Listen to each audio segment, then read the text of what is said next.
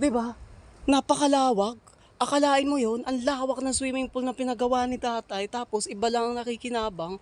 Ano kaya yun? Sa lupa na 'to, dito balak ni tatay ipatayo ang swimming pool namin. So ito dito, ang lupa na 'to ay napakalawak. Tingnan mo, banda doon makikita mo yung mga niyugan. Doon ang niyugan. Dito naman is makakakita ka ng mga seashells kung saan pwede mo siya iulam. Ayun, maganda dito sa lugar na 'to na nabili ni tatay.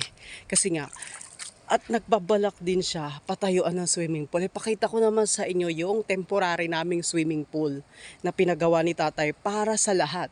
So, ang dami naliligo na hindi namin sinisingil para sa entrance. Ayan, oh. Ayun. Ayun. Ayun ang swimming pool na pinagawa ni tatay.